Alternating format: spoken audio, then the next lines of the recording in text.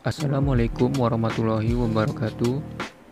Nama saya Muadzri dari Teknik Elektro dengan NIM 2001010004. Pada video ini, saya akan memaparkan beberapa potensi ekonomi maritim di wilayah Tanjung Balai Karimun untuk memenuhi tugas ujian tengah semester mata kuliah pengantar ilmu teknologi kemaritiman yang diberikan oleh Bapak Azwin Apriandi. Kota Tanjung Balai Karimun adalah ibu kota Kabupaten Karimun di Provinsi Kepulauan Riau. Kota Tanjung Balai ini berada di bagian tenggara dari Pulau Karimun dan secara keseluruhan merupakan bagian dari wilayah perdagangan bebas Free Trade Zone (BBK) Batam Bintan Karimun yang cukup strategis karena terletak di jalur pelayaran internasional di sebelah barat Singapura. Kota ini juga berada dekat dengan Pulau Sumatera Daratan atau Provinsi Riau, serta dekat dengan negara Malaysia. Kabupaten ini memiliki luas wilayah 7.984 km persegi dengan luas daratan 1.524 km persegi dan luas lautan yaitu 6.460 km persegi. Kabupaten Karimun terdiri dari 198 pulau dengan 67 diantaranya berpenghuni. Sebagai pulau yang memiliki lautan yang luas, tidak heran jika Tanjung Balai Karimun memiliki banyak pelabuhan yang memiliki fungsinya masing-masing. Pelabuhan Tanjung Balai Karimun merupakan salah satu cabang pelabuhan yang dikelola oleh PT Pelabuhan Indonesia I yang berpusat di Kota Medan. Pelabuhan Tanjung Balai Karimun merupakan salah satu cabang yang mempunyai lokasi strategis karena berbatasan langsung dengan negara tetangga yakni Malaysia dan Singapura. Kondisi tersebut membuat Pelabuhan Tanjung Balai Karimun mempunyai peran penting ditinjau dari aktivitas ekonomi angkutan laut, baik itu angkutan kapal barang, kargo, maupun kapal penumpang antar pulau domestik atau antar negara. Dan setiap minggunya juga, Pelabuhan Tanjung Balai Karimun menjadi tempat bersandar KM Kelut milik PT Pelni yang membawa penumpang ke Pelabuhan Belawan dan Pelabuhan Batu Ampar. Karena wilayah di Tanjung Balai Karimun ini sangat luas dalam sektor laut, tidak heran jika sebagian besar penduduknya memiliki profesi sebagai nelayan.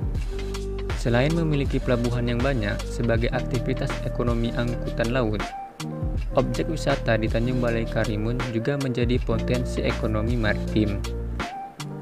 Terdapat beberapa tempat wisata yang bisa dikunjungi oleh wisatawan. Tanjung Balai Karimun ini sebagai pulau yang memiliki lautan yang luas, terdapat banyak wisata laut. Contohnya, terdapat beberapa pantai yang indah di Tanjung Balai Karimun ini. Antaranya ada Pantai Pelawan, Pantai Pongkar, dan juga Pantai Ketam. Selain itu, di daerah Pantai Pongkar terdapat beberapa tempat wisata lagi seperti air terjun Pongkar, kolam renang Tamara yang memiliki sumber air dari Gunung Jantan, dan juga memiliki wisata Gunung Jantan bagi wisatawan yang suka mendaki untuk melihat Tanjung Balai Karimun dari ketinggian. Selanjutnya, terdapat tempat wisata lain, contohnya Masjid Agung Karimun.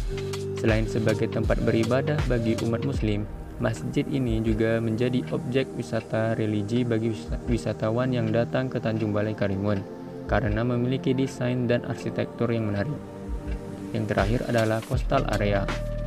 Ini merupakan tempat wisata buatan yang sangat ramai dikunjungi oleh warga setempat karena di tempat ini menjadi pusat wisata di setiap akhir pekan. Di tempat ini juga terdapat tempat bermain untuk anak-anak, tempat olahraga, dan bermacam-macam tempat kulineran. Hal ini yang menjadikan tempat ini selalu dikunjungi oleh banyak orang. Selain dari objek wisata, kuliner di Tanjung Balai Karimun ini juga menjadi potensi ekonomi maritim di wilayah ini. Karena kuliner dari setiap daerah yang memiliki kelebihannya masing-masing bisa menjadi nilai plus untuk potensi ekonomi wilayah. Di Tanjung Balai Karimun ini terdapat beberapa kuliner khas, contohnya lendor. Makanan khas Tanjung Balai Karimun ini merupakan masakan berbahan dasar bayam dan kangkung yang dapat dicampuri dengan bahan lain seperti udang, cumi, dan ikan. Yang mana makanan ini memiliki kuah bertekstur tidak cair, seperti makanan berkuah pada umumnya. Kuah kental atau seperti lem ini diperoleh dari sagu yang ditambahkan sehingga kuah terlihat seperti lendir. Karena itu, makanan ini disebut lendot oleh warga Tanjung Balai Karimun. Selain itu, masih ada kuliner khas lain seperti lontong paha, mie lender, mie siam kuning, dan mie laksa yang memiliki cita rasanya masing-masing. Baiklah, mungkin cukup sekian pemaparan dari saya tentang potensi ekonomi maritim di wilayah Tanjung Balai Karimun. Terlebih dan kurang saya mohon maaf. Saya tutup dengan wassalamualaikum warahmatullahi wabarakatuh.